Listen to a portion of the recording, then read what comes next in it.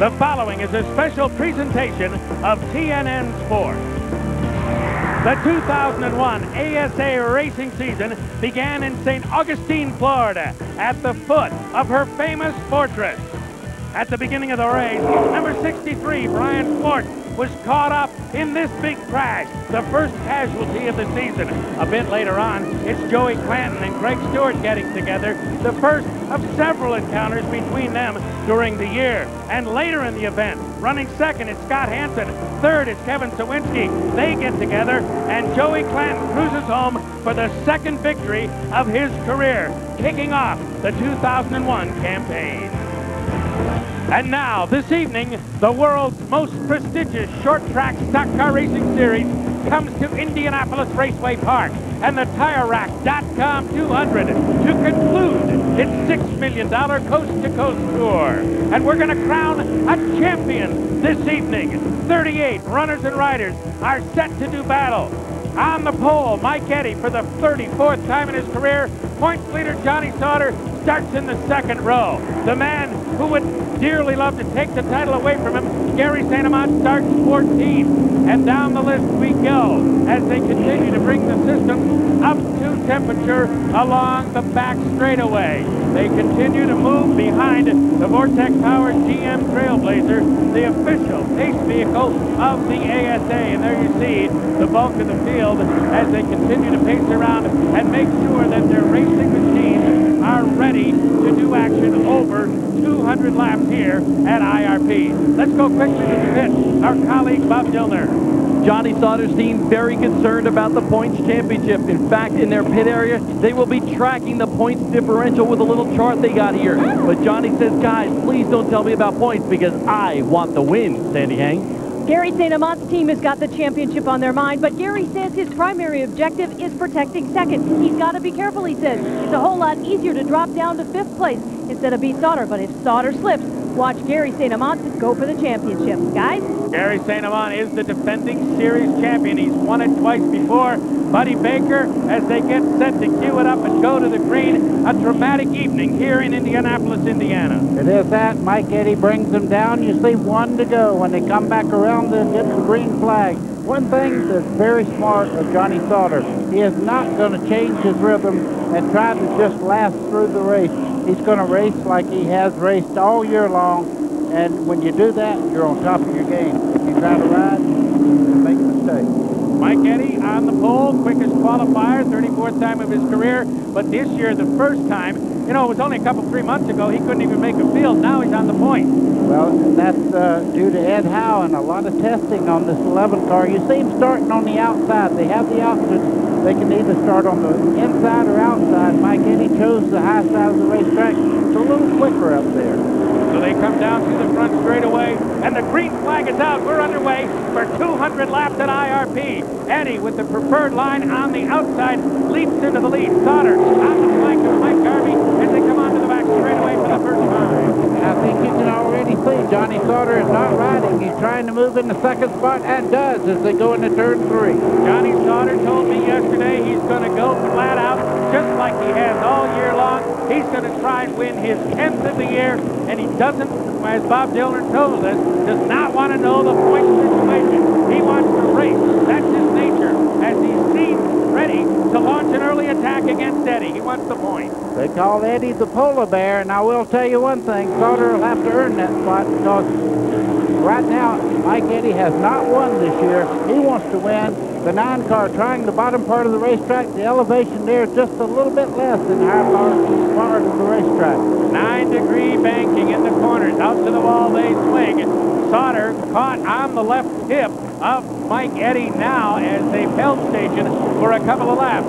Back in front of the filled grandstand they go, and Eddy pulls away just a bit. And Sauter's going to have to get off the bottom part of that racetrack because here comes Garvey in the black car. You're riding with him as they go down the back straightaway. Garvey just inches away from the 9 of Johnny Sauter. 4th place belongs to Joey Clanton, who's coming off a victory a week ago at Winchester. That was his 3rd of the campaign. He'd like to add another one to his total before the season is done.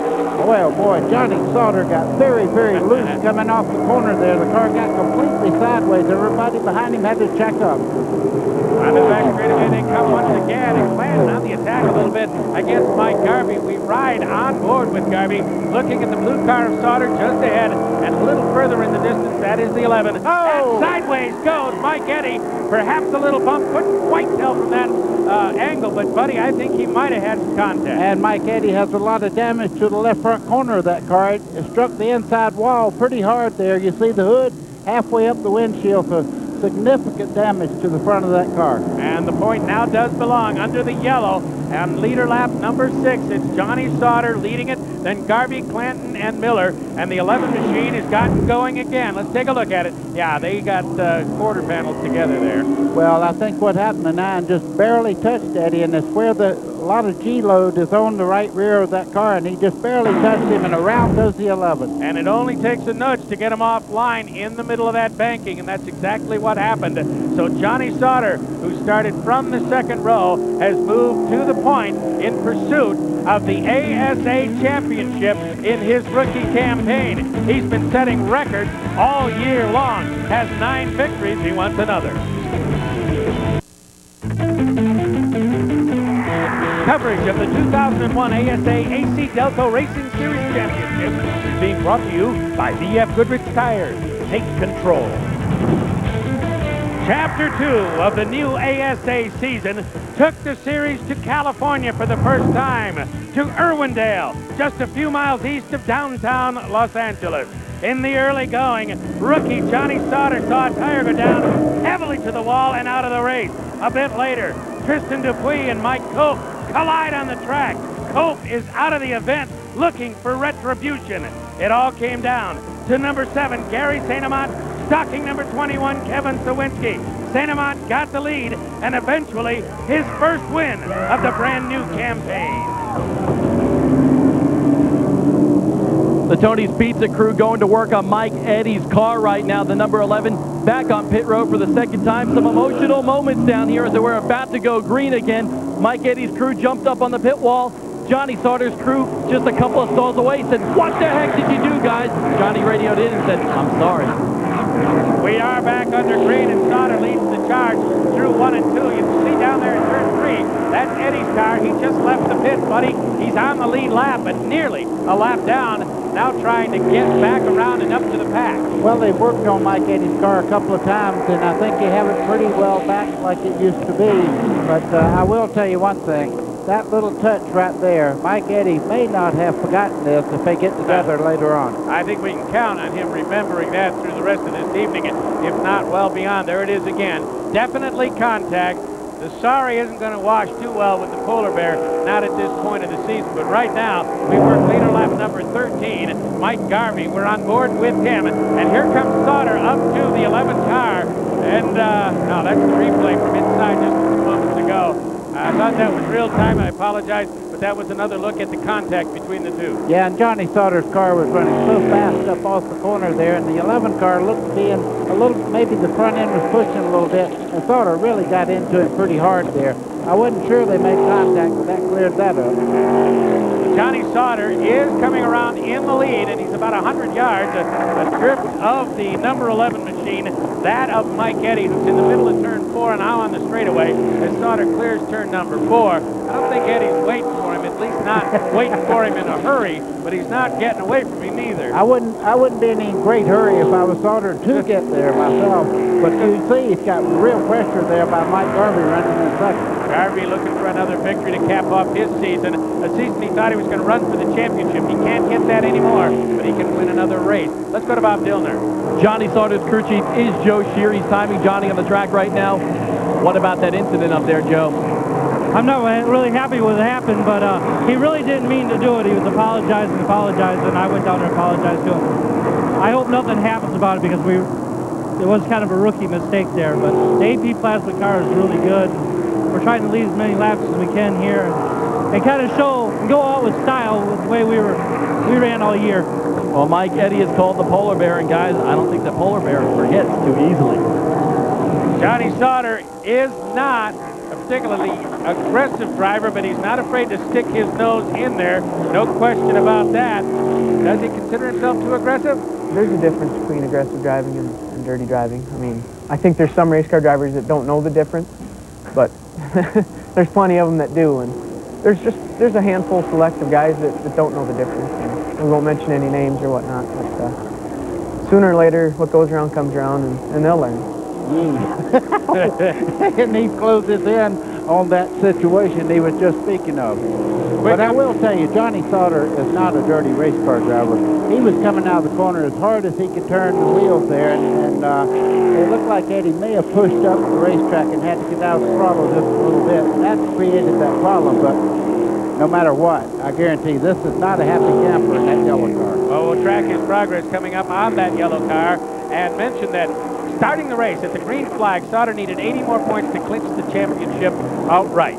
He has now picked up 5 bonus points for leading it, so he has trimmed what he needs the rest of this evening to capture his championship in his rookie ASA campaign. There we see 3rd place Joey Clanton, 4th place Butch Miller, and 5th place is 63 Robbie Pyle, who could be a player in this thing all night long.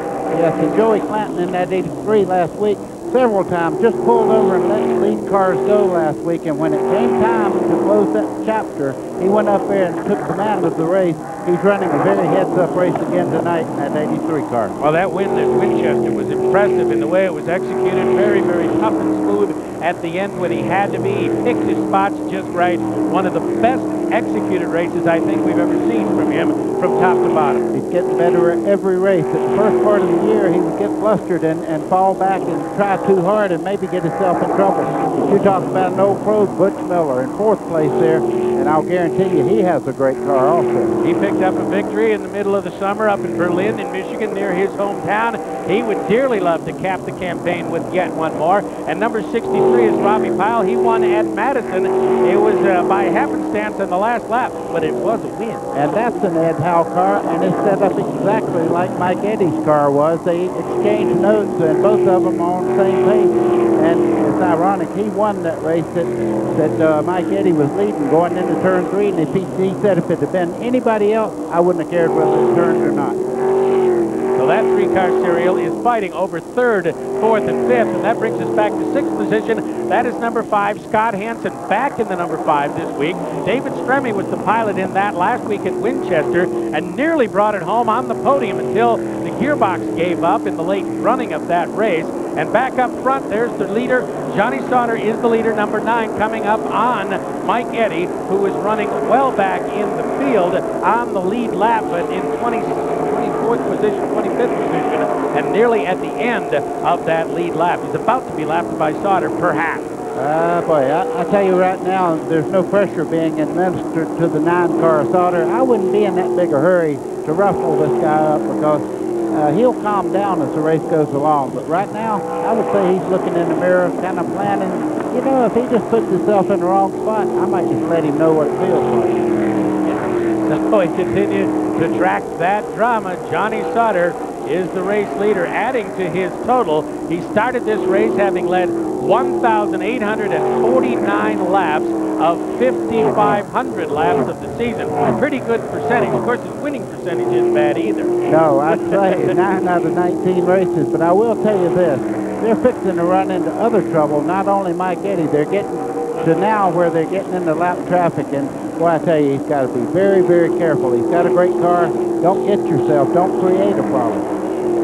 Coming up on Ed Brown and J.C. Beatty Jr., the 07 machine. That piloted this evening by Lee Anderson in his first outing of this season. And there you see them picking up that traffic. A very crowded front straightaway right now. And Sauter is now really just about up to the spoiler of the number 11. The polar bear has got his mirrors full of blue number 9. Yeah, and if he hits him this time, I'm going to get my catcher's mitt and put on some stuff because we won't be safe up here. Working leader lap number 30 of 200 here in IRP. It's the TireRack.com 200. Look at all those cars gathered up in front of the race leader and number 11, Eddy, who's now picking up traffic and climbing through the standings by getting through these cars as he runs just in front of Sauter. Just gone by the 60 machine. That is Ed Brown. You see, right now, Sauter's being very, very patient, but he can't get too patient because Gary St. Amont's on the move also. He's running a very heads-up race, and as we reported at the start of the show, he said, I'm trying to protect second, but if something happens to that number 9 car, he said, then I'm going to get up on the top of this seat and try to win the championship. Just a couple of laps ago, he was running in 10th position. He lost his spot just a moment ago to Mike Miller in the number 18. Let's go down to Sandy Heng. Well, that is part of Gary St. Amant's game plan, is to run a conservative race. But there is another factor in all of this. He says he's not happy with the setup of the car. They tried all new components. The setup they tried at Madison and scrapped it. They brought it here thinking it might work, and he says, you know, I just don't have the car I would like. That's something to watch later in the race. Gary St. Amant motoring along in the 11th position in the event, second in the points, and he could lose second position. There is the race leader, number 9, Johnny Sauter, still behind the 11 and in a whole clutch of them on the back straightaway as he works through the traffic. Johnny Sauter, 108 points in front of Gary St. Amant, coming into IRP, looking for the championship in his rookie campaign. Right now, he leads. We'll be back. USA International Raceway in Lakeland, Florida, situated hard against I-4 in the central part of the state. And this year, a huge field on hand to accept the green flag. A race that would be decided in large part by one incident. Started by Mike Garvey, it took out a whole host of contenders before it all had settled down. Taking a look at it from on board with defending series champion number 7, Gary St. Amant. That set Garvey free to run to the end. He became the third different winner in 3 races this year.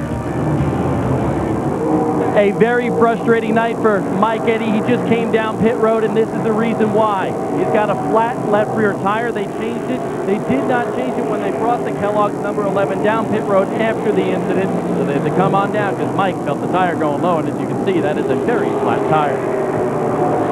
So he drops back in the field once again out of the top 20, so to speak. At the front, it is Johnny Sauter, and he has cleared his would-be nemesis, Mr. Eddy, since he had to retire into the pit. Sauter continues to lead. Clanton has gotten to second around Garvey. Yeah, Joey Clanton's just driving the heads-up race right now, and he got to Garvey and just went right on by to take over second spot. Johnny Sauter clearing some more traffic. Number 38, the yellow machine, that of Johnny Spa from Iowa. He gets around him. Mike Garvey is in third spot. Pyle runs fourth. And Butch Miller, a 4-time winner of this event, is in the 5th position in the race at the moment. I was talking to Johnny Sauter about, did you come up and test with the championship on the line and all? He said, I've never raced here and I've never tested here, but boy, is that car ever hooked up. Great team, that number 9 that Johnny Sauter drives. And Joey Clanton's team has given him a pretty stout race car for this evening as well, as we work leader lap number 48. Almost quarter distance in the event. We've had one yellow flag of brief duration. That came when Sauter and number 11 Mike Eddy got together just a couple of laps in.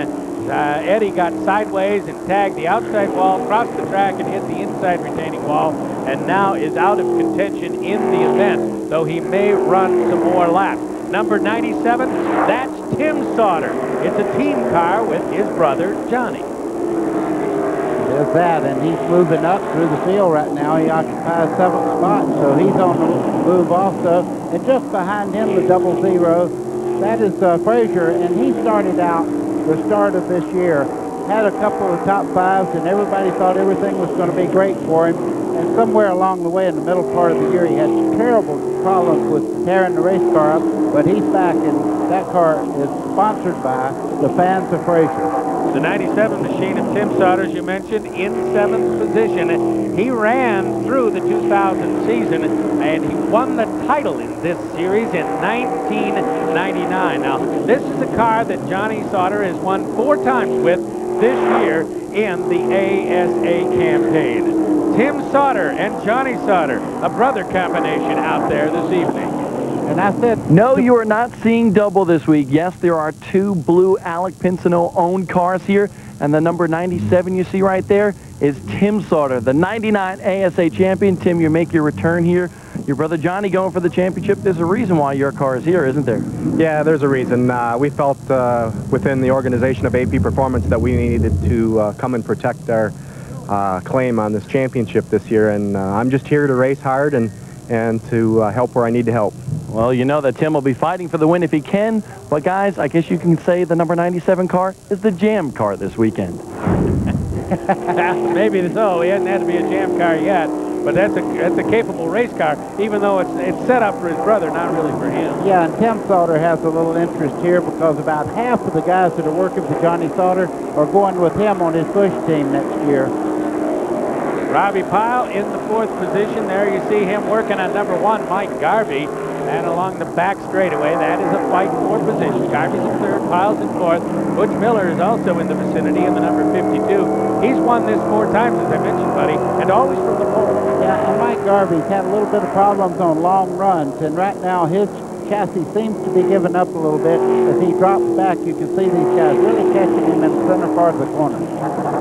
Comes to Chevrolet of Mike Garvey. They got a victory, as we saw a couple of minutes ago, at USA International down in Lakeland, Florida. That was a long time ago in terms of his reckoning. He'd like to get a victory fresher in his mind. Sandy Hank. Well, I just talked to his crew chief, Von Suss. He says that Garvey is a little bit loose. When Joey Clanton went around him, he just decided to let him go. He didn't want to tangle with anyone this early in the race. He's riding it out, and look for that team to make some changes when he comes in for a pit stop. You know, we do this all the time, talking about loose and push, but what we're talking about when you're loose is the back of the car is not getting the grip it needs to get. The back end of the car is sliding out towards the outside wall. Very uncomfortable in the center part of the corner, and you can't get back to the throttle as quick as you want to because the car is actually sliding across the racetrack.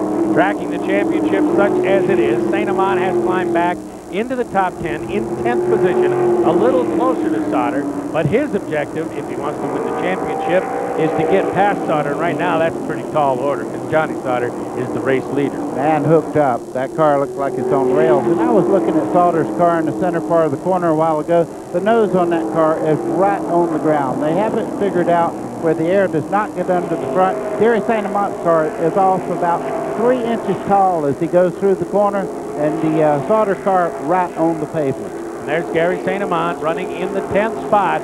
He's trying to track down Mike Miller, who got by him for position a little while ago. There you see the white and black Janikin car, two cars in front. Right now, he's trying to get by the 6th. That's Dave Sensabaugh, who has been the crew chief most of the year for number 11, Mike Eddy, but in the last couple of races, he's gotten back into the cockpit. He'd rather race the crew chief if he had his druthers. That's what he wants to do in 2002 if he can. There's the race leader, Joey Clanton, as he overtakes once again Cummings Georgia's David Hole in car number 85. We're at the TireRack.com 200 at Indianapolis Raceway Park. Sometime in the next hour and a half, we are going to crown a champion. Stay there. Coverage of the 2001 ASA AC-Delco Racing Series Championship is being brought to you by Blimpie. Round 5 of the season took ASA Racing to the middle of America. Cedar Rapids, Iowa, a traditional backdrop to the series. Number 9, Johnny Sauter, began to emerge as a contender, one who's willing to mix it up with the veterans like Kevin Sawinski. Meantime, Mike Garvey and Gary St. Amant, 2 other veterans, were hammer and tong all day. It came down to a crucial pit stop, though. At the end, Sauter beat Sawinski out, went on to capture his first ASA victory. It would not be his last.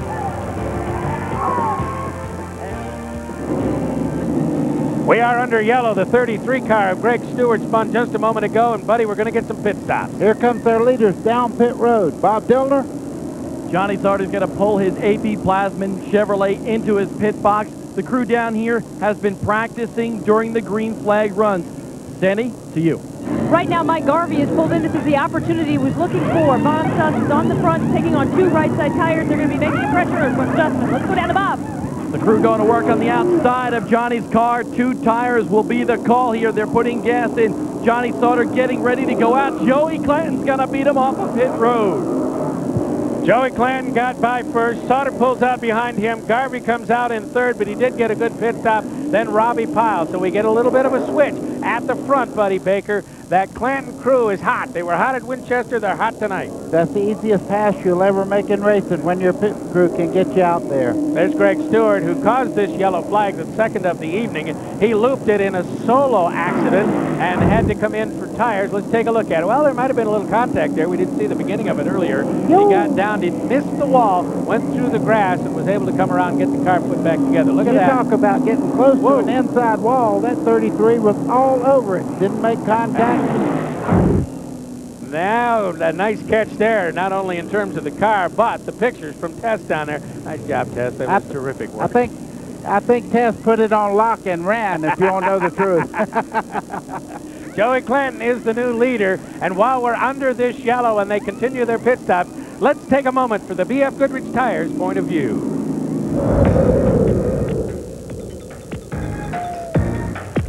Most of this year, it looked like Butch Miller was on his way for his 4th ASA title, and then all of a sudden, Butch, everything started going wrong. The other thing, 2002, what are you going to do so it don't turn out like it did this year? Well, you know, this year what we did is we listened to the pressures of all the people out there saying, how come you're not winning races but you're leading? Can you do that? And, you know, we got to quit listening to the other people and just stay in our own self, and I think that if we pay attention to what we're doing, stay to ourselves, we can win next year. Bob Dillner. Buddy, one guy who climbed out of the winless hole this year, Robbie Pyle. He won his first race ever, and he's been finishing in the top 5 a lot lately. He could also win this race here at IRP, but I guarantee you one thing, Robbie Pyle will join Butch Miller as a championship contender next year here in ASA. Cindy Hang. For next year, expect ASA to remain one of the most affordable series around. The Vortec engine will be there, $12,000 investment. There may be some tweaks over the winter months, but structurally, this will be the biggest change. This roll bar will be dipped inward. It will allow better visibility for the drivers when they hit the track next year. Chris? And Sandy, when they hit those tracks, it will be at familiar venues, places like Berlin and Salem and Winchester and on down the list. Next season will involve 20 races on the ASA calendar and will start in Florida in the early part of the year. Beyond that, some of the details are yet to be worked out, but suffice to say, ASA will be just as strong, if not stronger, in 2002. That's this evening's BFG POV. One lap to go before we resume green. We're on leader lap number 72, and that leader is number 83, Joey Clanton, looking to make it 2 in a row to cap off the 2001 campaign. Sandy? Steve Roberts right now is crew chief. Outstanding pit stop. Yeah, the stop was good. We had the strategy planned. We're fixing to go green. I'm going to have to go. He's got to go because he's going to be signaling Joey when it's time to start the race. Yeah, he's going to call green, green, green when it's time, and it is just about time. As a matter of fact, Mr. Powell has it out, and it is green, green, green, and down the front straightaway they come. Now the leaders have 3 cars in front of them. That's lap traffic, and that's a little dicey very often, Buddy Baker. And Joey Clanton takes a wide line coming off the corner there. You see him right up against the outside wall, almost makes contact as he goes down the back straightaway. Brad Bennett's one of those up there. Also, the 73 car, that's Jason Schuler. Those guys have to negotiate through that traffic before they can get clean air down the straightaway. And here comes Sauter down to the inside against Clanton, and he takes the lead again in this race. And Joey Clanton did exactly the same thing last week in Winchester. He dropped that twice and let the guy go, and later on in the race, when it really mattered, he stood on the throttle and won the race. So I wouldn't count him out yet just because Sauter got by. No, the other battle last week in Winchester was against the blue car. It was number 25, Mike Cope, who passed him for the lead twice. But at the end of the race, when he needed to pass him for the lead, the bottom of the 9 car there, that was actually the bottom part of the chassis hitting on the pavement. Nothing to worry about. They lean over quite a bit in the corner here, and look at the nose of that 9 car buried into the pavement as he goes through the corner there, right on the ground. Working leader lap number 76, Johnny Sauter had said to everybody that would listen when he came here, he was not going to change his game plan an iota. We're not going to approach it any different. I mean, all year long, that's all we've been doing is trying to get on the pole and lead every lap that we can and win the race. And I'm afraid if I change that right now, that bad things could happen to us. Very smart 23-year-old, Chris. headed to Busch next year.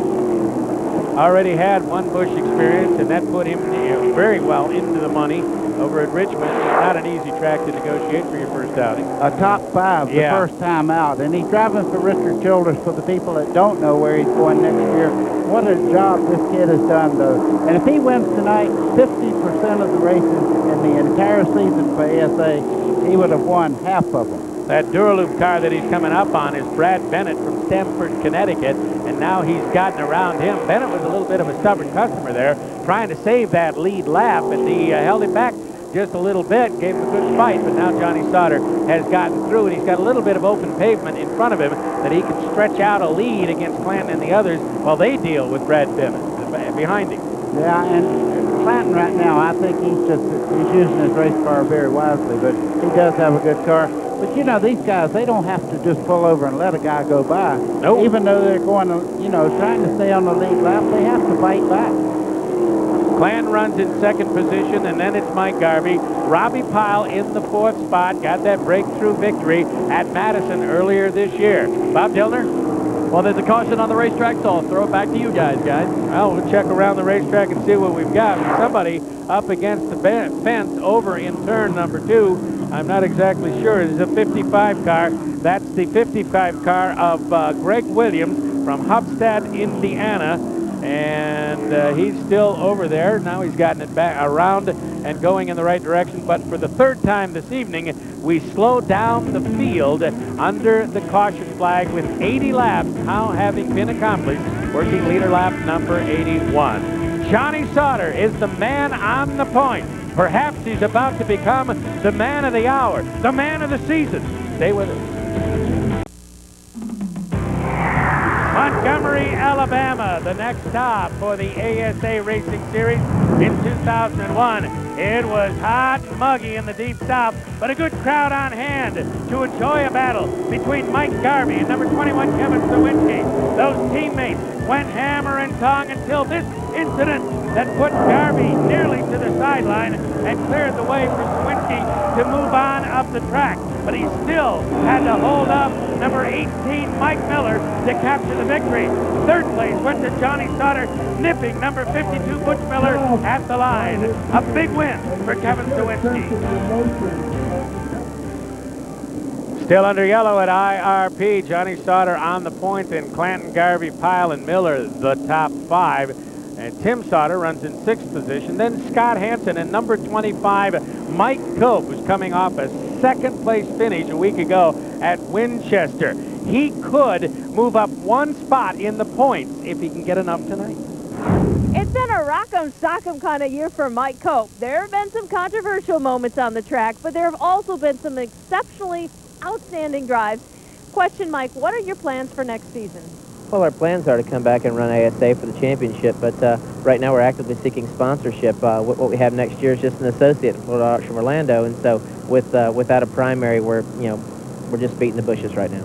Okay, he's looking to come back. He's 2nd in rookie points right now, and he's positioned to make a top 10 overall finish in points. Well, right now, Buddy Baker, he's in 8th in the points. He could catch Scott Hansen. That's as high as he could go, would be 7th. And, you know, a lot of life is about timing. He's had what most people would consider a pretty good rookie campaign in any series. He's in the top 10 in the points. But with Johnny Sauter around this year, it's kind of put him on the back burner. Well, if you would ask me at the start of the year if Mike Cope would have won 2 or 3 races by now, I would have guaranteed you he would. He's one of the winningest drivers in this, not in ASA though. He's never won here. But everywhere else he's ever been, he's been champion or won the most races every year. This year, ASA has been real tough for him. Robbie Pyle there, you see, he has a victory this year, and even so, he's 13th in the points, and he's not a rookie, but with 2,148, a good representative campaign. Let's go to Bob Dillner. Well, all the teams down here were playing a cat and mouse game. The Sitco team was up on the wall, and they were ready to pit, but Bob Cumbo, you are the crew chief, and you know, you've been following Johnny Sauter all year long, and you were following him in more ways than one again here tonight. Monkey see, monkey do. Johnny pits, we pit. Other than that, we got a real good car. We don't need to pit again. It just depends on what the leaders are going to do. Hopefully, we'll be one of them at the end. Guys, all the guys can go the rest of the way on their fuel. And Monkey C, track position is what he wants. The green flag flies, Chris. Once again, we go back to full speed action at IRP as we conclude leader lap number 88 of the 200 scheduled in this event. Beginning lap number 89. Joey Clanton now right on the hip of Johnny Sauter. Garvey's right there, so is Pyle. And here comes Tim Sauter down to the inside, working against Butch Miller, going for 5th position. And some side-by-side racing. That's Mike Cope just behind him in the 25 car. Scott Hansen on the outside. Side-by-side, these guys go around IRP. Now we got a car that was set up for Johnny Sauter, not Tim Sauter. Tim only got in it yesterday, had to make a lot of changes, this, that, and the other thing. Ooh-ha, ee-ha-ho. It's not the car I wanted, and he's running in 6th, and he's a contender. And there we have Mike Garvey going against Clanton, taking a look for 2nd place. Great battles unfolding in the middle part of this event. And Clanton says, I don't think I'm going to pull over and just let you go by. He stands in the throttle just a little bit more, gets a great run down in the corner. But look at everybody behind there. They're starting to wad up there. Looks like Joey Clanton's car is not as great as it was just a little while ago. Well, maybe when the tire temperatures come back up since the yellow, that may change. We'll keep an eye on that. Meantime, Sauter's threatening to check out. He just picked up 0.3 of a second in a single lap, running his lead over Clanton and the rest out to 1.2 seconds. Very close action right there between Clanton and Mike Garvey. Mike Garvey right on the bottom part of the racetrack there, door handle going through there, and just behind them, Robbie Powell in the 63 car. Ooh, a little bit of a wiggle it looked like coming off that corner for Joey Clanton. And now Garvey may have enough momentum to go through. No, Garvey gets sideways as Pyle's right up behind him, and Garvey catches the car, but he loses some ground. And Garvey says, I'm okay on dirt, too. I can slide him with the best of them. And Tim Sauter continues to work for 5th place as he gets up beside Butch Miller once again. He can't quite pull it up. It's not quite there yet. Well, maybe this time. Nope, not this time either. Not yet. Well, Butch Miller loves to race with Tim Sauter. They've run side by side many a time. Tim Sauter, a past champion in ASA, doing a great job on the bottom part of the racetrack where most people can't even get hooked up.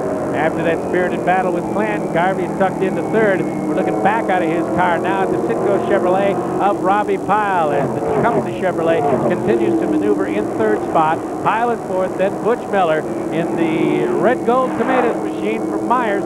We go back on board with Garvey. I tell you what, the top 6 positions in this race are action-packed at the moment. They are that, and I'll tell you one thing. This speaks highly for ASA guys. That is a very talented race car driver, Tim Sauter. He's been running Busch Grand National and doing very well this year. You can see right now, these guys, they stack up with anybody. I don't care where they race. When you come to ASA and run short track, these guys are a handful. And he's going back to Busch next year with AP Plasman Group. They bought the assets of an entire team, including 10 race cars, which they'll take delivery on pretty soon. And the good part about that story, he's getting half of Johnny Sauter's crew that he has this year. They're going to move up with him. That's going to help Tim Sauter quite a bit. Sauter continues Johnny that is, continues to check out. He's now up to 2.3 seconds on lap number 97. Next time around, we'll see it's 2.6. He is just driving away from all these folks. Let's go to Bob Dillner. We are down here on pit road with Joe Zielinski, who's the car chief for Johnny Sauter. A couple other teams told us monkey see, monkey do as far as pit stops. Are you going to stop for the rest of this race? Well, Bob, we made that one stop, and we made a slight adjustment on the car. Was pushing in the center of the corner. We'll be taking care of that, so pretty much we don't feel the need to come in anymore tonight. It's comfortable with the car. The gas situation, we definitely can make it, so I'd say we're probably going to be staying out the rest of the night. Joe is pretty confident, but trust me, guys, these guys have been on top of the wall and just crossing their fingers all night long. And while we were hearing from Zielinski and Bob Dillner, he pushed it out almost another second's worth in terms of his lead, out to 2.865. And what he's doing right now, he's out there running the racetrack and not being pressured by anybody. He's running the perfect line around the racetrack. When he gets to lap traffic, the flagman's letting everybody know, here comes the leader, get out of the way. People back in the pack there, they're fighting each other. They're racing very hard, and they're getting a lot of trouble with lap traffic, where the leader's out there racing the racetrack instead of other cars. And the signal from the flag stand. We're at the halfway point of this event. Lap number 100 is done. Mike Cope has finished his 100th lap in 7th position.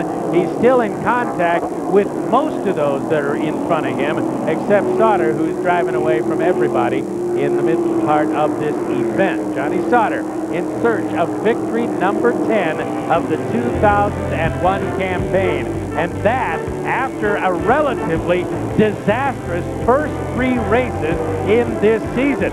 It looked like he was never going to get anything going, but when he did, what a sight it was. The next stop in 2001 took ASA Racing back to Tennessee, Nashville to be exact, the capital of country music and the capital of ASA Racing that night. Early on, Mike Garvey hard to the wall and out of the race. Joey Clanton and Craig Stewart tangled. They got together for chapter 2 of their season-long encounter. This led to the world-famous cooler toss.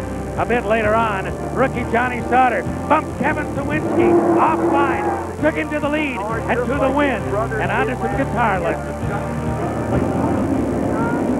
Under yellow here at IRP on a beautiful, pleasant, clear-skied evening.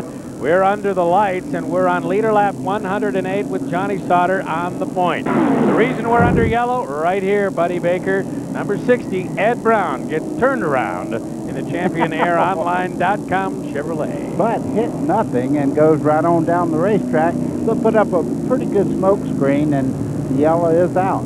Cincinnati Reds should have some folks around here watching tonight, because we've seen some brilliant catches from the drivers so far.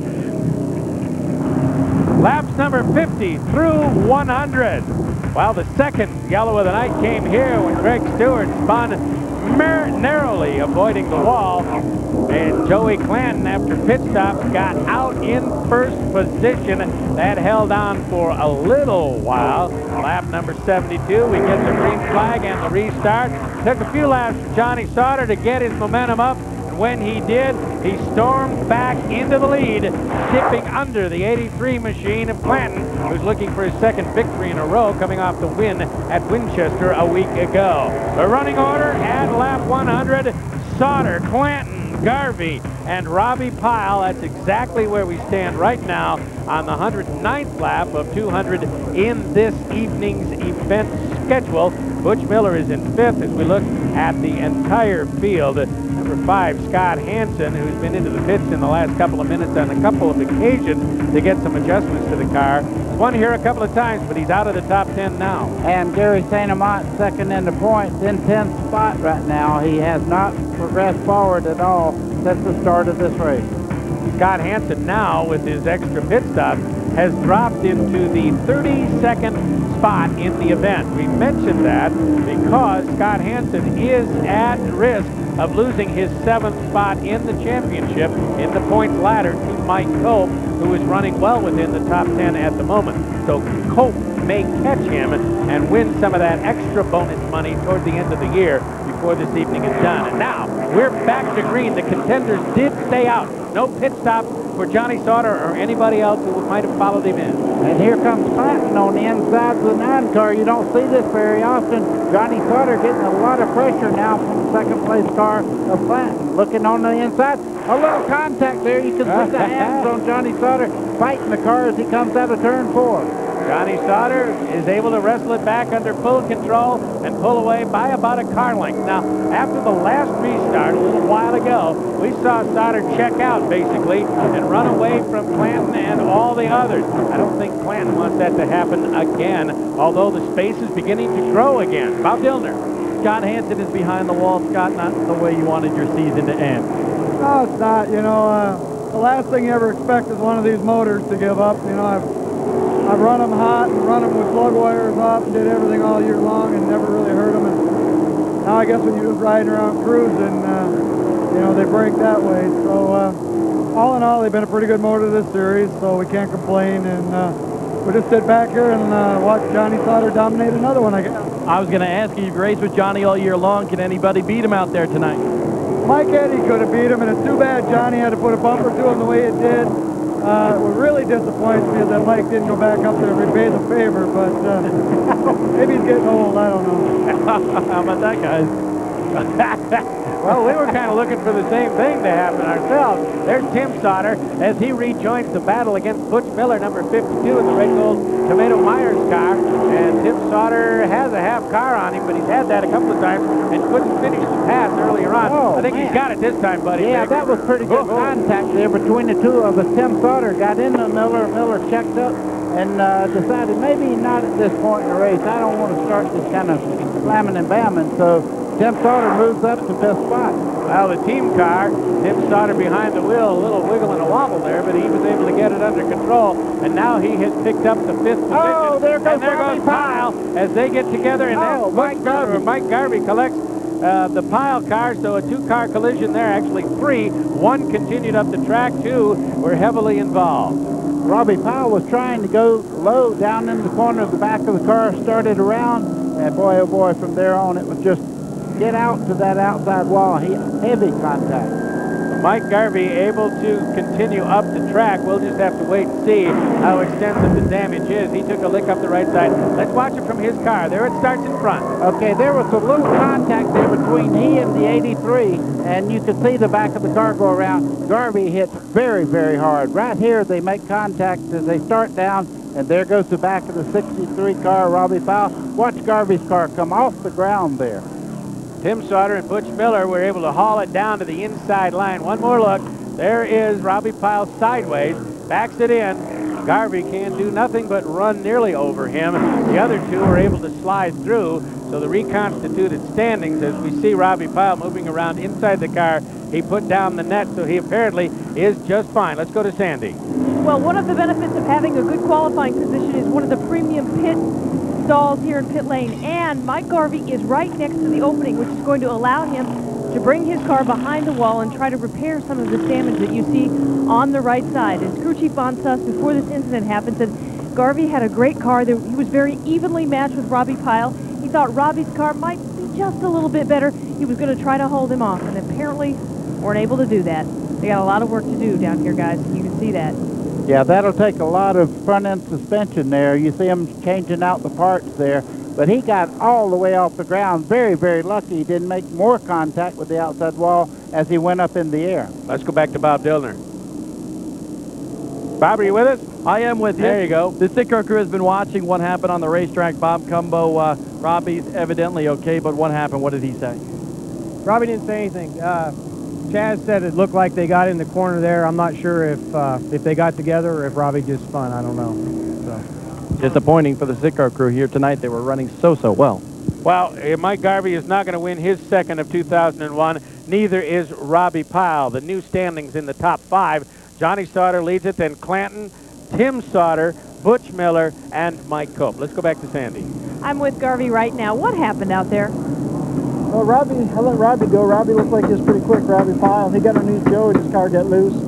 He spun, hit Joe, and they both spun. And I was trying to get down to miss him, and I just couldn't get it slowed down to get down enough, and I clipped his left rear with my right front and broke the shock mount off. But you know, this Tecumseh Chevy Monte Carlo, we were close. We weren't right on, and we probably had a top 3 car, but we'll have to wait till next year now. Well, your crew chief Von Suss said you were very evenly matched. This has got to be a huge disappointment to end the season on a note like this. Sorry, I couldn't hear what you're saying, but you know, like I said, we had a decent car. It wasn't the best, but we had a good finish. But we'll get it back out there and just try to get all the best we can. And go after him next year. That's Mike Garvey, guys. What about the boy, oh boy. You know, there's 2 shots there that does show the contact between the two, but Robbie Pyle went in so very hard on the bottom side, he actually slid up into Joey Clanton. So we're under yellow once again at IRP, working on leader lap 120 of 200 in this season-ending ASA event. Johnny Sauter in search of 2 items. Victory number 10 of the campaign and the ASA National Championship. Stay there. Midsummer took ASA Racing 2001 back to the Midwest. I-70 Speedway in Odessa, Missouri. The surprise leader in the early going, rookie Ryan Zeck in number 22. Meantime, another tough night for number 1 Mike Garvey as he was put aside by number 69 Billy Deckman. Rick Beebe in number 6, a contender until he was passed by Johnny Sauter. Then Lightning moved into the area, and amid the lightning strikes, Sauter went on to capture his 3rd victory in a row.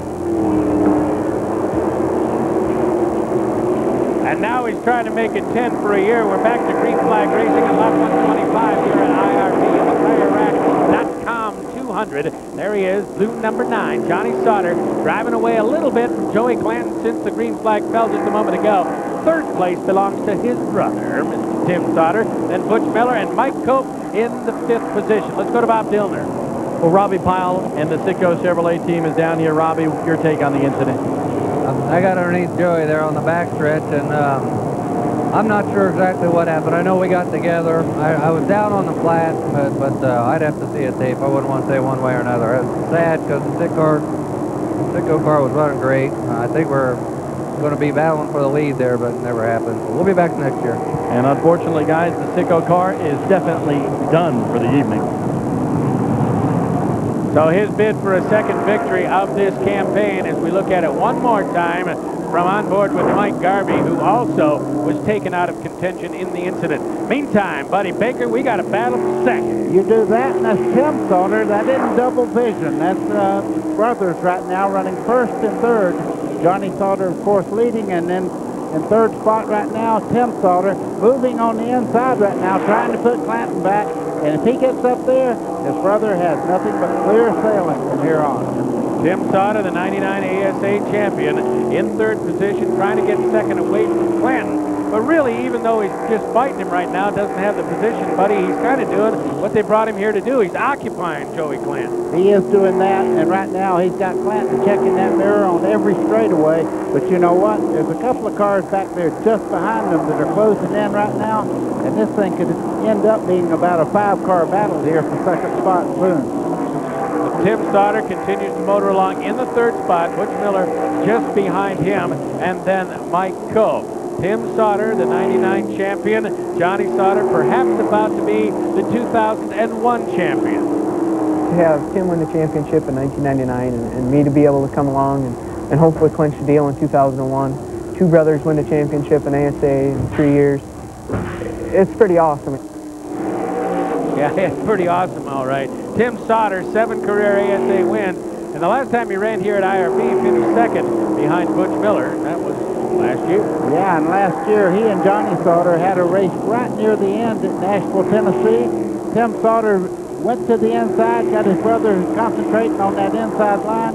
He faked him to the inside, went around on the outside, and Tim Sauter wins the race. And I said, what if that happens tonight? He said, it's not going to happen. This is Johnny's night. Gary St. Amant running now in the 8th position with Mike Miller just in front of him. That is for position. Miller has been holding one spot up the track from St. Amant for the last 45 minutes of racing, and it is a fight for 7th place. St. Amant holding on to second in the championship. That's a position that's worth $100,000 in bonus money. He's not going to beat Johnny Sauter for the championship, apparently, but holding on to second has its own reward. Yeah, and watching Mike Miller just in front of him in that 18 car, there's stipulation. I was talking to a lot of his crew, and they said this might be, I think, his last race in ASA. Mike Miller on the 6th, 7th position. Kevin Sawinski, number 21, is a few car lengths in front of that fight. He's running along in the 6th spot. Sawinski in the Texas Roadhouse Chevrolet has recorded a couple of victories this year, one in Montgomery, another at Minnesota. He is 5th in the points and could take over 4th from Butch Miller, but not from where he is on the racetrack. You know, 3rd, 4th, 5th, 7th are at issue in this championship. That's worth money to everybody involved. It is that, and I'm looking at Tim Taylor running along there. What a great job he's doing, and there's only 2 people that work on that car, so he's an underdog anytime. Look at this for second right now. They're going at it. Butch Miller now joins the fray as he's right on the back bumper of Tim. Tim Sauter kind of caught in a little bit of a sandwich right there. He's trying to pull up on Joey Clanton, but he's got his mirrors full of Butch Miller. Sandy Hank. I talked to his crew chief, Joey Clanton's crew chief, Gene Roberts, and said he had no damage after that incident. He is racing so hard right now because points are everything. A position is a big difference in the points battle. He says Joey's going to try to keep it behind him if he can. Joey Clanton would like nothing more than to catch Gary St. Amant in the championship. It is mathematically possible, and he's running where he needs to be in front of St. Amant. He needs St. Amant to be a lot further back in the race for him to take over second, but he's doing all he can. He is that, and I tell you one thing, the distraction right now, Joey Clanton almost a full straightaway behind our leader. You can't even see him in that shot as they go down the back straightaway. So indeed, Tim Sauter doing exactly what he's supposed to do. The lead for Sauter over Joey Clanton is 4.6 seconds the last time around. They just completed lap 139, Sauter did. Here comes Clanton to put that one in the books, 4.9 seconds. So once again, Jay Sauter pulling away, Johnny Sauter that is. I shouldn't say Jay either because that would be another brother, wouldn't it? I can't even use his initial. I got to say Johnny. I don't think there's anybody in that Sauter family that cannot drive. They even have a younger son yet that's going to make his way through here not long off. Tim is making a move like he really wants to get there this time. This is the best position he's been in to take over second. He's got about a half a car length. He's been working on him forever. Let's go to Bob Dillner. Wait a minute, the number 30 car, Travis Kittleton, is turned sideways on the front straightaway, and traffic is getting by easily. He's well off the race line, and now he gets it going in the right direction, but it has drawn another yellow flag. Now, let's go to Bob Dillner quickly. Well, we are down here in the Tim Sauter pit, and the guy you're looking at actually is Tyler Sauter. That's one of Tim's sons. Richie Waters is the crew chief for the number 97 car, and it looks like we could have a Sauter battle. What's going to happen if that happens, Richie? Well, we're just going to take what we can get here tonight. We come here to try to help Johnny out for the championship, and we'll come down to the last 10 laps, and it'll be every man for themselves. Well, let me tell you guys, Richie Waters, he actually crew chief for Tim Sauter in an all-pro race in Myrtle Beach a little earlier this year. And you know, buddy, we've been talking about Tim Sauter running the bush, but he has only run 2 races since June. Oh, wow. I'm telling you one thing. He has to be pleased with his run tonight, though. Johnny Sauter on the point. We're on leader lap 143 of 200. Clanton runs second, then Tim Sauter, Butch Miller, and Mike Coe. We're at the TireRack.com 200 at IRP. Stay right there. ASA Racing is a summertime staple for Michigan racing enthusiasts. And at Berlin this year, an incredible crowd turned out to watch. A rough and tumble affair. Todd Rosebrew and Chris Wimmer found that out early. Butch Miller got through it all to become a front runner. Francesco Gadesi took out the Armadillo, and number 7 Gary St. Amant and Butch Miller had a raging dispute over who was where on a restart. Papa St. Amant got into the fight, but he got nowhere with the officials, and Miller went on to take his first victory of 2001. Still under yellow on leader lap 146. There you see the lead serial. Johnny Sauter, then Clanton, and Tim Sauter, and Coe. Johnny Sauter right now, as it stands on the track, 155 points ahead of Gary St. Amant. So the championship would appear to be imminent for number 9 in the blue. As we go back to green flag racing, it's Tim Sauter again on the attack against the 83 car, and Johnny Sauter got a very nice break off the start. And Tim Sauter has the run now and takes over second spot as they come down the front straightaway. He finally made that pass on Clanton down the front straightaway. But look at Mike Cope coming back there in 5th spot. Uh-oh. And Danny Edwards has gone sideways out on the course, and immediately we go back to the yellow. Well, not immediately, because there was enough time there for Tim Sauter to get into second position. So the standings now read thus: Sauter, Clanton, Miller, Cope in the top 5. I like that. Sauter. That is very well said. And Danny Edwards has now gotten it moving down the track in the proper direction. Let's see what happened to him. Looked like a private affair as he just nosed out and slid out, was able to get by. Now he is bringing it around. He may come back into the pits, but they're gathering up the field one more time. Johnny Sauter on the point. He's won 9 times in 2001, and he's a fellow who says, like any good racer would, I'm happy as long as I'm winning. I'll just get here in the morning whenever we're scheduled to leave. Victor will have the truck all fired up and ready to go. I'll jump in the truck and we'll go. You girls ready to race?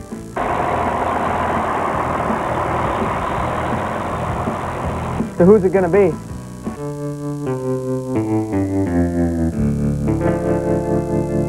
I'll take you on. Richard, do I really have to beat you again? Going down this time.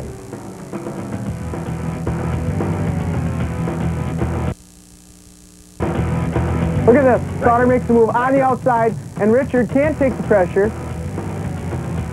You wrecked me, and you die. Wreck him. Here it is! What were you, Aaron? I got him! I turned him! How about it, boys? Way to go. Oh, yeah. You know, a lot of these guys say that they play these games or whatever because it helps them or whatever, but basically the reason we do is just because, you know, we're stuck in the truck and trailer for so long, so. And it is fun for everybody involved, as long as I'm winning. And he's certainly done a fair share of that in 2001. Bob Dillner. Well, Johnny wants to win here tonight, but he's having a little trouble with his radio. Joe Shear, the crew chief, what's going on for you guys with that radio? I don't know. We got a little beeping in here. Somebody must have got our frequency, and we're not too happy about it. So I don't know what we can do about it, but we're pretty mad about it. Hey, buddy, Joe tells me every time Johnny gets into traffic, somebody is keying in so the spotter can't talk to that number 9 car. That's got to be annoying, don't you think? Well, it hadn't seemed to bother him all that much. I wouldn't care if I could hear or not if I had a race car working that well around the racetrack. And right now, they're not having to come in and do any adjustments on the car.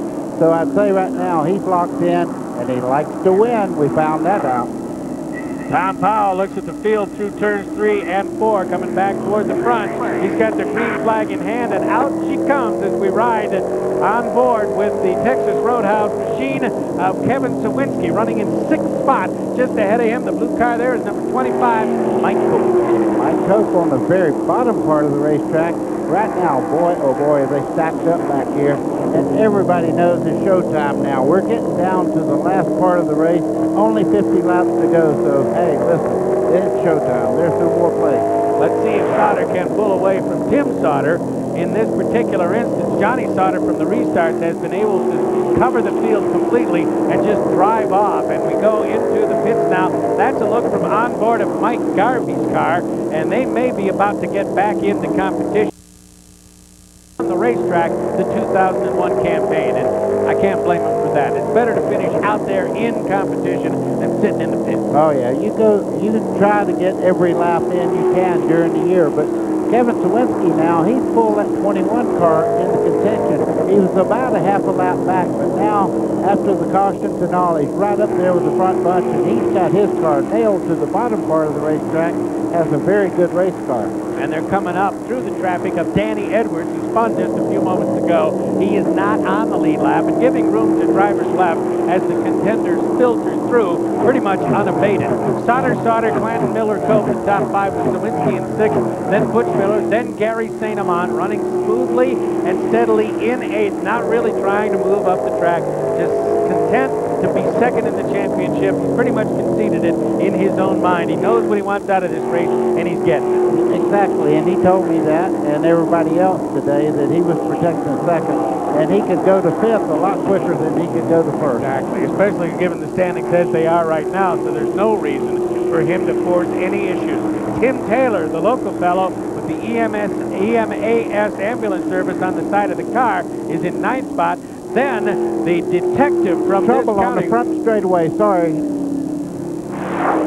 Have several cars involved there. Well, Danny Edwards is one of them, and also the 79 of Peter Cozzolino from Avon, Indiana. Also the 55 machine of Greg Williams is involved. 2 of them are stopped. Cozzolino and Edwards have stopped on the straightaway, and the contenders now swing down to the inside, waiting for the pace truck to pick them up. And Peter Cozzolino, you can see him moving around inside the car as he waits for assistance. Yeah, and that car is going nowhere. You see the whole tail section there is gone. I mean, absolutely laying on the racetrack about 50 feet from where that car is sitting right now. So we'll wait to get the service vehicles into position to take care of those folks. Meantime, the GM Vortec pace car is out there and has gathered up the front of the field. Johnny Sauter on the point, and there is Danny Edwards out of his car. He's had a couple of untoward incidents here in the last 10 laps or so. He got sideways out on the back and then was involved in the very next incident. This is the 8th caution period of this event as we work on leader lap number 158. Exactly how did it happen? Let's take a look, Buddy Baker. Peter Cozzolino right here as he comes off the corner and onto the straightaway. Well, you see, he was looking at a lot of sparks flying off the car that hit the outside wall as he was coming off, so he was collected in somebody else's wreck. So he gets picked off. Let's go to Bob Dillner. Down here with Danny Edwards. Danny, what happened there? Actually, right there, we blew a right front tire and just went right into the wall. I guess it was an effect from the earlier spin we were in. We came in and got tires. We needed some new, some tires, and we had to go to the back and trying to make our way up through there. There was a couple cars racing pretty hard, and one car got really pushed up high, and I was trying to go under them, and it came back down, and I ended up getting turned around and into the wall there, and apparently something happened, and we blew a tire. Tough night for the 26 punch. And we see that in that replay there, Buddy Baker. The 55 machine, Greg Williams, just getting on the binders. He looped it, but he wasn't really involved other than spinning on the straightaway. And the side of that car absolutely destroyed. We're at IRP. It is the TireRack.com 200. We're in the closing laps now, and Johnny Sauter's on the point. Stay right there. Round 14 of ASA Racing 2001 was Cedar Rapids Chapter 2. And the question everyone had was, could the rookie Johnny Sauter score an Iowa double? In the early going, he was dominant. Behind him, a great battle between number 11 Mike Eddy and number 21 Kevin Sawinski. That went to Eddy, who went on to show Sauter a little of how it's done. Tempers were flaring that night. J.C. Beatty into Russ Tuttle. Payback for an earlier incident. But when checkers came out, it was once again Sauter on top as ASA records continue to fall before the youngster. Occasionally in the last few weeks, you've gotten this feeling that people get tired of hearing the name Sauter, but at the top of the leaderboard now, it's a double dip because it's Sauter first, Sauter second. Let's go to Sandy Hain. Pete Cozzolino right now. You watched all of this unfold right in front of you. What did you see? Well, the car in front of me, I don't know who it was, but he cut a tire down and headed straight for the fence, and thought I had it cleared, and the True Value McDonald's drive-through car just didn't quite make it. We missed about 3 inches, and it just caught our right rear and turned us, so it knocked the rear end out of it, so we're done tonight. Well, that's got to be a tough one. A hometown crowd here. You're from Avon, really a suburb of Indianapolis.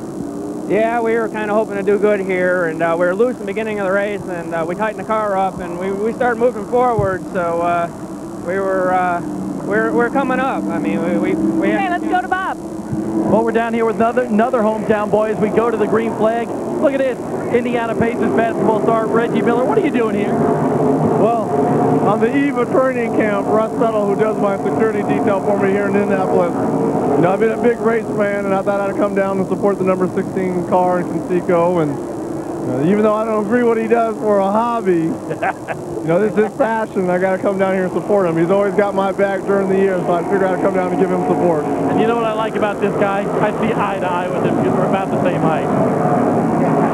Yeah, but do you have a jump shot? No, and he does not have a hat that looks that good either.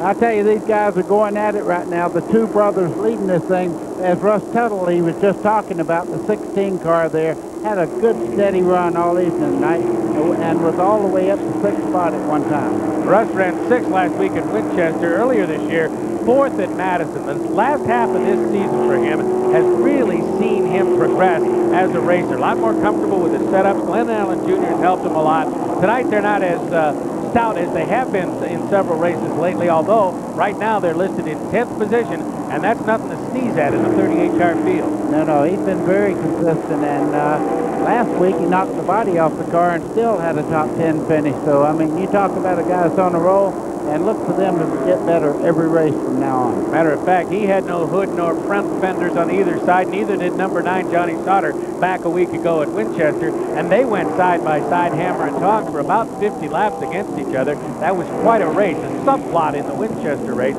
but it was fun to watch. Johnny Sauter this evening has the best car out there, and he leads. He's got about a 20-car length lead over his brother Tim right now. But you know one thing, if they get up there and start racing four or five laps to go like they said they might do, I tell you, if he'd slip and maybe get into Johnny Sauter, I wouldn't want to be around for Thanksgiving dinner with that bunch. Well, you got to wonder if Tim's going to get the old competitive juices flowing here as the laps wind down and say, well, heck, I'm going to go see if I can take care of him. And we can go 1-2 Sauter, but it's going to be me, Pete. We'll have to wait and see. What we're watching right now, Kevin Sawinski working on number 25, Mike Cope, at issue is 5th place in this event. Sawinski, of course, has won a couple of races, Montgomery and at the State Fairgrounds in Minnesota just a few weeks ago on Labor Day weekend. And watching Kevin Sawinski in the 21, as he goes into turn 3, he actually goes down below the bottom part of the racetrack. This time he slides up, of course, because I'm talking about it. But he was actually below the yellow line on the last lap down there, trying to find some part of the racetrack he can get an advantage with. There's Gary St. Amant, twice state champion in this series, including last year in the season of 2000, soldiering along. I think that's a fair way to say it. Soldiering along in 8th position. Very content to be exactly where he is in terms of the championship. He will finish 2nd this year. You know, he's had 2 championships in the last several years. He's probably going to finish 2nd this year. That is in a very competitive series. It is very, very difficult to win a championship in any racing series these days, including ASA. Well, we're coming up to It's definitely Johnny's to lose. You know, it's going to take some bad luck on Johnny's part and a very good race on our team's part for us to do it. And, you know, you don't want to wish anything bad on Johnny. So, you know, it's going to be awful tough for us to win the championship. Especially with Johnny Sauter running on the point, Buddy Baker, and that's exactly where he is. He's led all but 10 laps in this event. That means he's led 163 laps. That means he's also collected another 5 bonus points for leading the most laps in this race. Yeah, and Gary St. Amant last year finished all but 6 laps in the chase for the championship, won the championship. This year started off involved in a wreck in the first race and really never got that momentum that he needed to run for the championship. But listen to this, buddy. I did some arithmetic yesterday in preparation. Gary St. Amant has finished 10,843 laps of 10,900 in the last 39 events. All of last year, 19 events this year coming into IRP. And 6 victories from 29 top 5. That's not bad. Yeah, and he wrecked in Concord, and they dropped the jack and actually picked up the front end, the thing you set the front end with, the stick, and they had to come back in, and they wouldn't give up. They just kept on until they got everything back like it ought to be, and he finished the race. They just go and go and go. They keep on ticking. Let's go to Sandy. I am with Kevin Sawinski's crew chief right now. Tell me, does he have, it looks like he's working on Mike Cope. Can he get around him, and what is he saying about the car? Yeah, Kevin's working on Mike Cope pretty hard. The Texas Roadhouse car isn't very good tonight. We probably are a 10th place car, and we're running 6th because of a couple wrecks, but he's still driving the wheels off of it, and we'll see what we can get. That's Mike Chaffee, his crew chief. Remember, he started 17th, so coming up to 6th has been quite an accomplishment. And he has his #1 fan back at pit lane with him. His wife, Tracy, is here for some moral support and cheerleading. Tracy, of course, with child due December 15th. She said she's ready to go home and off the road. Watch this 9 car as he goes down the front straightaway and into turn 1. You talk about sparks flying off a race car right in that area. Look at the sparks fly off. Hitting the bottom in there. There's a flat lane down at the bottom of this racetrack. I don't know if it's in the transition or what. That's actually the chassis on that race car going over, leaning so far over that the chassis itself is rubbing as he goes down into turn 1. Doesn't seem to be affecting his lap times any. Johnny Sauter continuing to cruise along, in control of this race on lap number 180. He stretches his lead over Brother Tim out to 3.766 seconds. He swings wide by some traffic here. 20 laps from home, a little over 10 miles away from a 10th victory in 2001 and the season championship in his rookie ASA campaign. Chris, every time he turns the toggle switch on to take this race car on the racetrack, he sets a new record. Nobody ever, any rookie has ever done anything like he's doing right now. Battle for 5th place. It's Mike Cope and Kevin Sawinski. So there you see the space between the blue car and the black and gold Texas Roadhouse car. As Cope continues to hang on to that 5th spot. and really not under great threat from Sawinski in the last several laps. But Sawinski is lurking, and any kind of bobble from Cope, which is somewhat unlikely, and he'll jump all over it. And as hard as they're driving, they don't even have a clue where the 9 car is because he has checked out right now. Leads up to 4.3 at the front for Johnny Sauter over Tim. Another second further back is Joey Clanton, then Miller, Cope, and Sawinski, then Mike Miller, St. Amant, Taylor, and Russ Tuttle in the top 10. So that remains the same. The whole top 10 remains the same in order over the last 15 laps. Let's go to Bob Dillon. We are down here at Mike Cope's pit with crew chief Ken London. Ken, what's going on with Mike? He's battling with Kevin Sawinski. Yeah, we're basically just hoping to finish it out here in the top 5, you know, bring home for the season. We got to thank Mannheim Florida Auto Auctions and Redline Oil, Grubbs Construction, all the help that they've given us throughout the season. Mike's doing a good job. You know, guys, we really thought Mike Cope was going to win a race here in ASA this year because he's a veteran of the short track world, but, you know, a lot of top 5 finishes, not bad with this field of ASA competitors. Sawinski a little bit closer now as he gets a peek to the outside through that corner. Now he's right up on, almost to the spoiler of Mike Cope. So he's getting a little more aggressive, isn't he? Mike Cope's car is not running, but look at this great battle right now. Butch Miller on the inside of Joey Clanton, and Buddy, this is for 3rd spot right now. They're battling, and you see Clanton losing a little bit to Butch Miller as he tries to make the pass. But down the straightaway, he goes right back by Butch Miller. Butch Miller has proven over the years that this place suits him. He's had a lot of strong runs. He's won the event 4 different times, including 3 in a row at one stretch.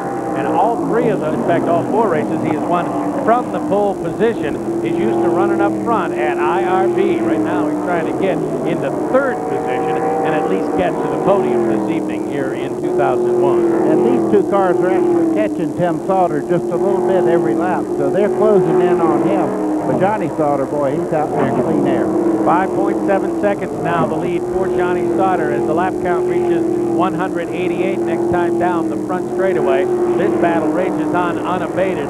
In terms of the top 10, it is about as good a battle as we have at the moment. Let me tell you that Johnny Sauter right now can hear everything in that car as it clatters coming around there. A national championship for himself. But right now, the ghosts start moving around inside that car. It's like leading a big race when you're 5 laps to go. All of a sudden, you can actually hear the gear, it sounds like. You can hear the motor running. And you hear something pinging just a little bit, and you go, oh boy, what is that? We're listening to Joey Clanton's spotter in the background, and he's telling me where Butch is. Inside. Let's listen to him. Inside, clear. He's carrying it a little deeper on the high line into the corners, and that's where he gets clear, and then Butch comes back at him. And Butch backed off a little bit so he'd get back to the throttle quick. But passing him is going to be really tough down on the lower part of the racetrack. You can see the banking going just a little bit more on higher part of the racetrack. It's only 9 degrees here at IRB. For practical purposes, that's flat. Clear. 10 to go. 10 to go. These guys know it's showtime right now, and this means something to those guys to finish the year with a great finish. But for Sauter, it's got to be heart-wrenching right now for him to have that great lead, and he knows it's his race to give away, and he certainly don't want to do that. The other issue at play here between those 2 is Joey Clanton came into this race in 3rd in the championship, Miller in 4th, separated by only a dozen points or so, and now we have another turnaround on the front straightaway. The 66 car of Pat Kelly has come to grief. He got it going, but now we go to the yellow on lap 192. And Johnny Sauter did not want to see this caution. He had built up a great lead. And there you see it. It looked like Greg Stewart might have got into the back of him coming off the corner there. I'm not sure, but it looked like there was little contact. 9th caution of the evening. They'll gather up the field. We've only a few laps to go, but of course the last 5 laps have to be under the green. It remains Sauter, Clanton, Miller, Sawinski, the top 5. We're at IRP. Back to green with less than 5 laps to go. Johnny Sauter on the point as he drives off on the back straightaway, approaching his championship. It's just a couple of miles away, Buddy Baker. What a season for this young man. It is, and if he wins and everything goes like it is, he will win $500,000 this year on this short track circuit. I'm telling you, that's a lot of money for guys that race in these half-mile racetracks around the country. $50,000 for being Rookie of the Year, $200,000 bonus for winning a championship, which he may be about to collect. It would appear to be so, and $250,000 or so for prize money, including the 10 victories that he may claim. In just a moment, he will have, we believe, the all-time victory record for a single season with 10 victories, and he will have led over 2,000 laps in this racing season. And we have just a couple of laps to go. Off turn 4 and onto the straightaway he comes. Johnny Sauter approaching the line one more time, and a couple of laps to go. And you can see his crew right there urging him on. Championship in hand right now, and nothing but clean air in front of him. Gary St. Amand looking for second in the championship to follow his championship year. A season back, he runs in 8th, very comfortable. That appears to be where he will finish this campaign. Around to the white flag. One lap to go for Johnny Sauter. And wins the championship the right way by winning the last race of the season. He will finish this evening if he concludes this last half lap by making it 3 points less than the maximum for any single event. Winning it with panache through 3 and 4. Johnny Sauter can see the flag stand. It's his. 2001 is his. The title is his. 10 victories are his. Johnny Sauter, the 2001 ASA AC-Delco Series champion. Let's go to Bob Dillner. We are down here, and obviously the AP Plasman crew just very, very happy. Bob, Dominichek, Dale, they are all down here celebrating. Joe Shear still getting off the pit box. We're going to try to get a word with him. Joe, come on over here, buddy. He is telling Johnny a great job as Johnny does donuts on the front stretch. Joe Shear, congratulations. I didn't hear you. Congratulations, buddy. Thanks, man. This is awesome. What about this AP team? Bring 2 cars out here, come worse than second. Unbelievable. I want to thank all the people at AP Plasma, Alex Vincento, his whole family. These guys are crazy. Unbelievable. Thanks. Go to victory lane now. Johnny, 10 wins on the year and the ASA National Championship. So Sauter, Clanton, Miller, Sawinski in the top 5. We'll be back to IRP in just a couple of moments to join in the victory celebration. Coverage of the 2001 ASA AC-Delco Racing Series Championship is being brought to you by BF Goodrich Tires. Take control. The visit of ASA Racing 2001 to Memphis Motorsports Park was a moment of opportunity for a young rookie driver. Mike Garvey and Johnny Sauter battling early as Sauter seeks his 9th victory of the year. He had a long pit stop that nearly took him out of contention, but he fought his way back and swept past Kevin Sawinski for the lead. He would not relinquish it. Behind him, number 25, Mike Cope, number 83, Joey Clanton get together. Sauter claimed that record-tying 9th victory for this campaign, and after it was done, Cope and the crew of Joey Clanton discussed other issues. It's not just Johnny be good, it's Johnny be the best in ASA here at IRP. Johnny Sauter winning 50% of the races here, your 10th win and the ASA National Championship. Congratulations. Alec Pinsno, my man here, this team, AP Performance Racing, GM Vortec Motors. Unbelievable season, I can't say enough. Left-hander chassis, everybody that's helped us all year, Willwood Brakes, Performance Friction. Unbelievable. Alec Pinsino, the team owner, gets doused with the ice bucket down here. And let me tell you, that's a little bit cold. Johnny gets a hug from Joe Shear, his crew chief. Johnny, we played a soundbite during the race saying you didn't know when it was going to sink in for the national championship. How do you feel right now? I'll tell you what, we came here, we knew we had to win the race today, and how about my brother Tim, man? I wish we could have gave him a little better motor than what he had. Maybe he'd have ran with us there, but my hat's off to him and all those guys, Richie Waters, those guys did an awesome job, and this is awesome. Congratulations to Johnny Sauter, Alec Pinsino, and the entire AP Plasma team for the national championship. And our congratulations as well from upstairs. Let's take a look at the standings. Johnny Sauter Tim Sauter, the top two. Then Joey Clanton, Butch Miller, and Kevin Sawinski. A full field rundown here, of course, unofficial results. But it was a 155-point margin for the championship at the end for Johnny Sauter. So rookie Johnny Sauter has set an all-time single-season victory record with 10. His 10th here tonight at IRP. And he's captured the championship for 2001. Second to Gary St. Amant. Here's Sandy Heng. Well, the defending ASA champion is now the former ASA champion, Gary St. Amant. You ran a smart race, protecting what you had. Yeah, you know, we had to finish second place in the Wins AC-Delco Lane Automotive Chevrolet, and you know, we did. We ran smart, and congratulations to Johnny on his championship season. What a great year for Johnny Sauter and Alex Pensino. But, you know, we had a great year here, too, with Bud Gevin API team, Bill McGowan, the whole crew. We're really happy with second place. Well, that's a great season finisher for Gary St. Amant. 8th in the race. He had a good, solid season, stays on the racetrack, wins races here and there, on the podium a lot of times, and Gary St. Amant finishes second by 155 points to Johnny Sauter. Joey Clanton third, then Butch Miller and Kevin Sawinski, the top 5 in the championship. Back to Rap in a minute.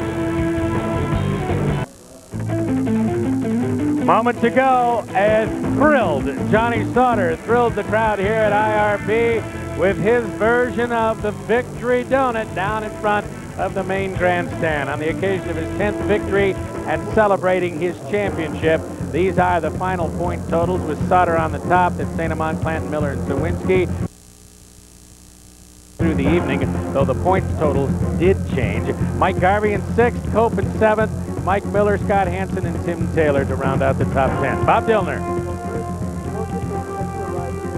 The two Sauter boys, we're taking a look at Johnny and Tim, 2 of the last 3 ASA champions. What a finish, what a culmination to the season in your return, Tim.